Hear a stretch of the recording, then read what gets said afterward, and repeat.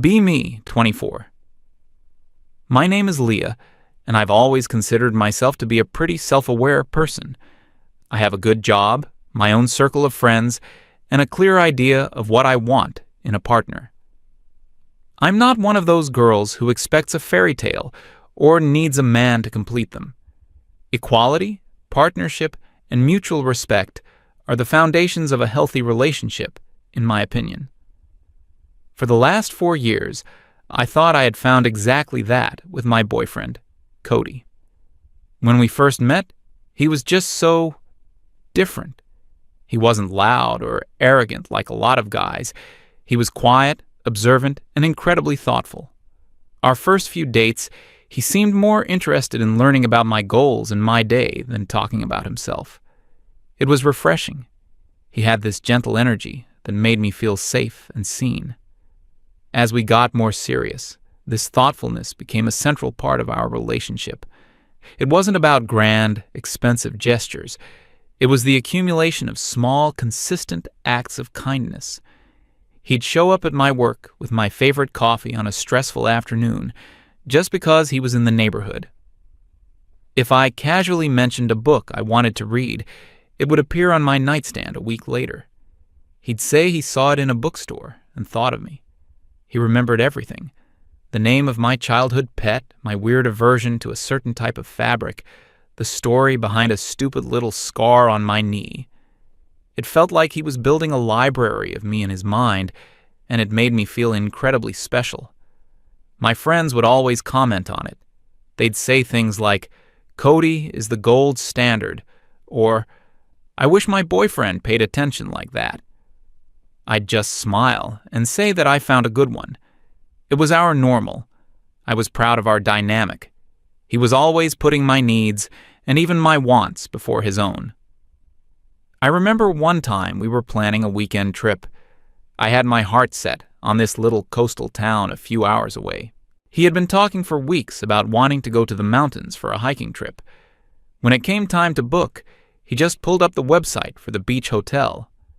I asked him about his hiking idea, feeling a little guilty. He just smiled and said, "We can do that anytime. I know how much you've been wanting to hear the ocean." He genuinely seemed happier making me happy than fulfilling his own desires. This selflessness extended to everything. His wardrobe was simple, functional. He drove a reliable but unimpressive car that he'd had for years. He never spent money on frivolous things for himself. Meanwhile, he'd surprise me with concert tickets for a band I liked or a new piece of equipment for my hobby. I'd sometimes tell him he needed to treat himself more often. He'd always brush it off, saying he had everything he needed. I interpreted this as a sign of his maturity and his focus on our future together. He wasn't wasting money on temporary thrills. He was building something real with me. Which brings me to his phone. For at least the last year, maybe longer, he'd been carrying around this absolute relic. The screen was a mosaic of cracks, held together by a weary screen protector. The battery life was a joke. He had to carry a portable charger everywhere. The thing was so slow that sometimes it would take him a full minute just to open a map application. It was honestly a bit embarrassing. I used to poke fun at him for it, always in a loving way. We'd be out with friends, and he'd try to pull up a photo, and the phone would freeze. I'd laugh and say, "Cody, you're an adult with a professional job. You can afford a phone that was made in this decade." Our friends would chuckle, and he'd just shake his head with a little smile. His response was always the same. "It still makes calls. It does what I need it to do." I just saw it as another one of his quirks, another example of his humble, unmaterialistic nature. He was a man of substance, not flashy gadgets. That's what I told myself. Looking back, I think I was so used to him being the giver, the provider of nice things, that I never really considered what it meant that he never gave anything nice to himself.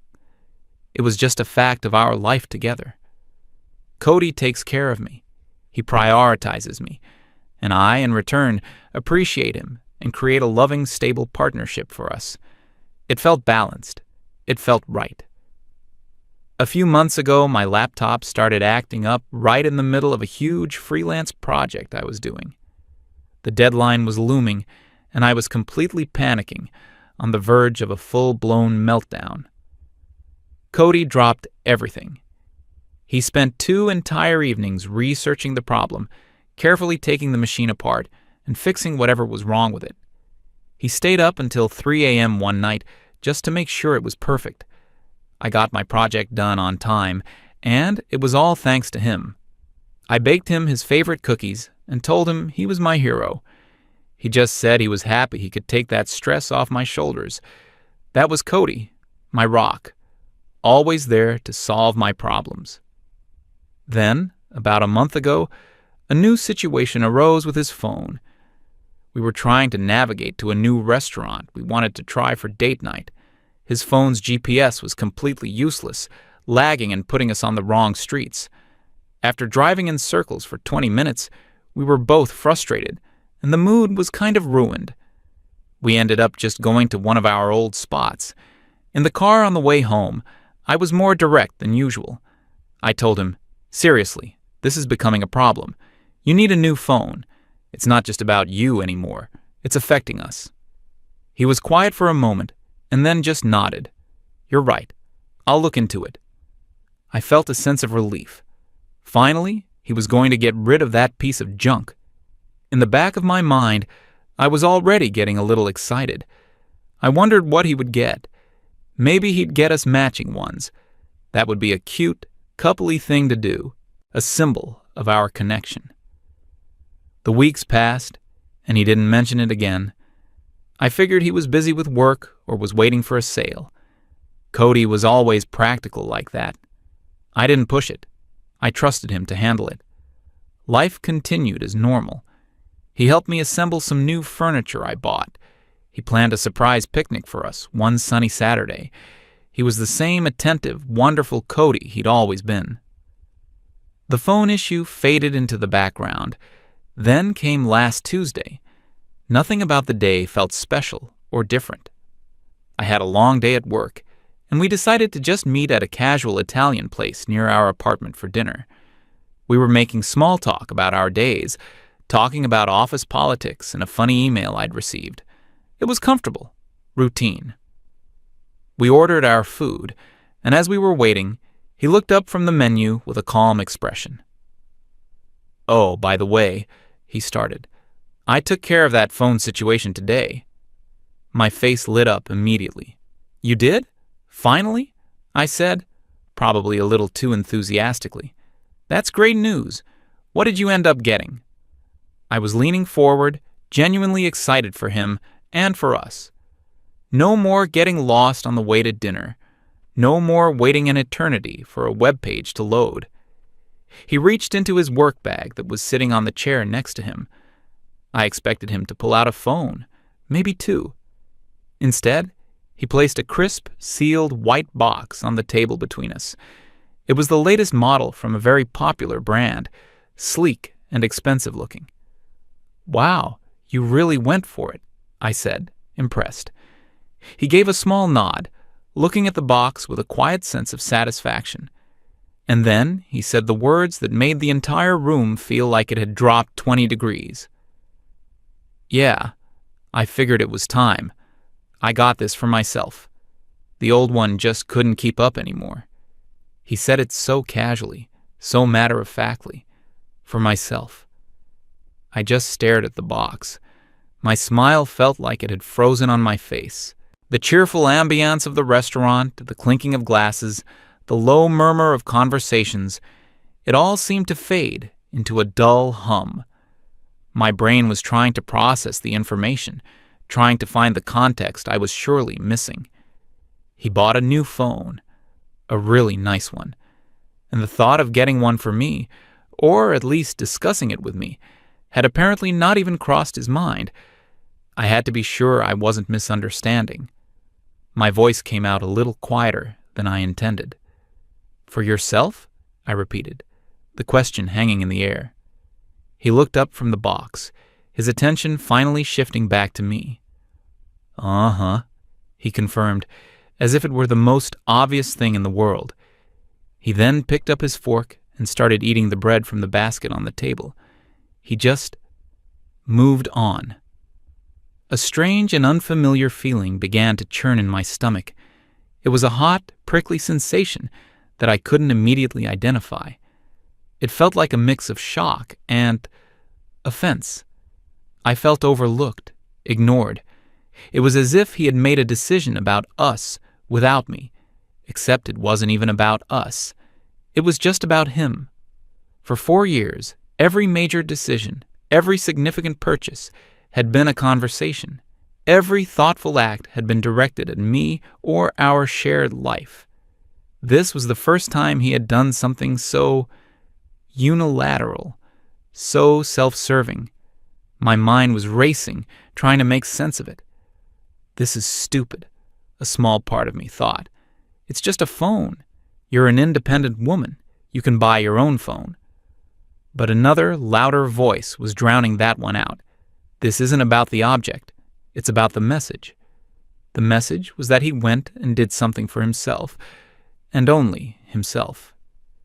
After years of me being the focus of his attention and care, it felt like a sudden and jarring demotion.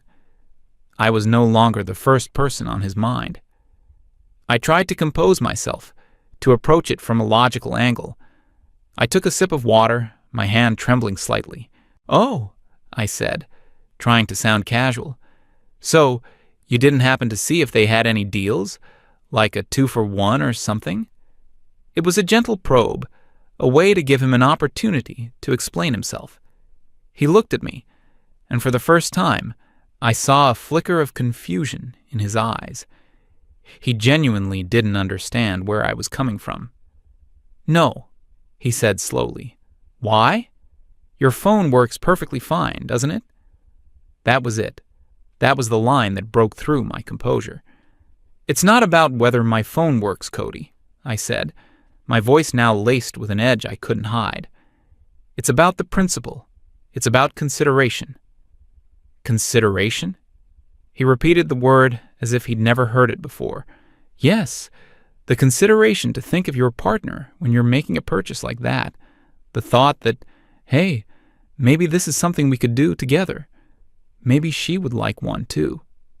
He put his fork down and leaned back in his chair, a slight frown on his face. He was looking at me like I was a stranger. "Leah, it's not a romantic getaway. It's a piece of electronics, a tool. My old tool was broken, so I bought a new one. I don't understand why this is an issue." He called it a tool. He reduced this entire situation, this entire lapse in his affection and attention, to the purchase of a hammer or a wrench. He was invalidating my feelings completely by refusing to see the emotional significance. "Because it's never been just a tool before," I shot back, my voice rising slightly. "Everything you've ever done has been about us. You see flowers, you think of me. You see a book, you think of me. You go to a tech store and spend hundreds of dollars, and suddenly I don't even enter the equation." The argument felt so clear, so righteous in my head. I was defending the very foundation of our relationship, the thoughtfulness that he himself had built. He just shook his head, looking exasperated. "That's not fair. This is different. This was a need. It wasn't a whim. It's not the same as a gift." The waiter arrived with our food, placing the plates down in the middle of a thick, tense silence. Cody immediately picked up his pasta and started eating. He didn't say another word. He just ate. He was shutting down the conversation. He was telling me, without words, that my feelings on this matter were not important enough to discuss further, that my hurt was an inconvenience to his dinner. I couldn't eat. My stomach was in knots. I just pushed the food around on my plate, my mind replaying the conversation over and over. Every scenario I imagined ended with the same conclusion. He had changed. The man sitting across from me, coldly eating his meal while I was clearly upset, was not the same man who once drove an hour in the rain to bring me soup when I was sick. Something fundamental had shifted. The constant warm glow of his attention that I had basked in for 4 years had been switched off, and I was left feeling cold and alone in the dark. And the worst part was, he didn't even seem to notice. Or if he did, he didn't care. The rest of the dinner was agonizingly silent. I felt a chasm opening up between us, right there across the checkered tablecloth. And it all started with a simple, selfish purchase. The walk home from the restaurant was just as silent as the dinner had been. I kept waiting for him to reach for my hand, to apologize, to say anything that would acknowledge the tension between us. He just walked with his hands in his pockets, his gaze fixed straight ahead. It was a short walk, but it felt like miles. I felt like I was next to a roommate, not the love of my life. The warmth and connection we always had felt completely gone, replaced by a cold, formal distance. When we got back to our apartment, the silence became even heavier. He went through his nightly routine as if nothing was wrong. He changed his clothes, brushed his teeth, and got into bed. He didn't even try to talk to me. I stood in the middle of the living room, feeling completely lost. Was I supposed to just pretend this didn't happen? Was I supposed to just get over it? The disrespect felt so profound. It wasn't a simple disagreement. It felt like a betrayal of the dynamic we had spent years building. I finally went into the bedroom, my heart pounding with a mixture of anger and sadness. He was lying on his side, his back to me, scrolling through his new phone. The bright, crisp light of the screen illuminated his face. He seemed completely engrossed. He was so absorbed in his new possession, this symbol of his newfound selfishness, that he didn't even look up when I came in. That was the final straw for me that night. I laid down on my side of the bed, as far away from him as I could get, and stared at the ceiling. I couldn't sleep. My mind was a hurricane of thoughts. I replayed every gift he'd ever given me, every thoughtful gesture. Had it all been a performance? An act to win my affection and trust? Was this the real Cody? The one who, once he felt secure, would stop putting in the effort? The one who saw our relationship as something he could check out of whenever he wanted to focus on himself? It felt like the ground was shifting beneath me. The man I thought I knew inside and out had suddenly become a stranger. I felt a deep sense of hurt. He had made me feel unimportant, and he seemed completely oblivious to the fact that he had done anything wrong. The next morning, I woke up feeling exhausted and emotionally raw. He was already in the kitchen making coffee, again, as if it were just another normal day. I decided I couldn't stay there. I couldn't pretend everything was fine. I needed space to process what had happened, and more importantly, I needed him to see the consequences of his actions. I packed an overnight bag with a few essentials. I walked into the kitchen, my bag in hand. He looked up from the coffee pot, a neutral expression on his face. "I'm going to stay at my friend's place for a couple of days," I announced. My voice was steady, but it took all my effort to keep it from shaking. I need some space to think. This was his chance. This was the moment for him to drop everything, to look concerned, to ask me what was wrong, to beg me to stay and talk it through. This was the moment for the old Cody to reappear. Instead, he just slowly nodded. "Okay," he said calmly. "If you think that's what you need, take all the time you want." He didn't ask why. He didn't protest. He just accepted it. It felt like he was relieved, like my leaving was making things easier for him. My heart sank. He was letting me go without a fight. He was confirming my worst fears. He didn't care enough to try. I walked out of our apartment without another word. I fully expected him to call or text me within the hour. I imagined my phone buzzing with a long, apologetic message, telling me he understood now and that he had made a terrible mistake. I drove to my friend's house, my eyes blurry with tears. My friend, of course, was completely on my side. When I told her the story, her jaw dropped. "That is the biggest red flag I have ever heard," she said, wrapping a blanket around my shoulders. "It's not about the phone, Leah. It's about him showing you that you are no longer a priority. He's showing you his true colors." Hearing her validate my feelings was a small comfort. I wasn't crazy. I wasn't overreacting. This was a real problem. The first day passed. The only communication from him was a single text message that evening. It read, "Hope you got there okay. Let me know if you need anything." That was it. It was so sterile, so detached. It sounded like something you'd send to a coworker who was out sick.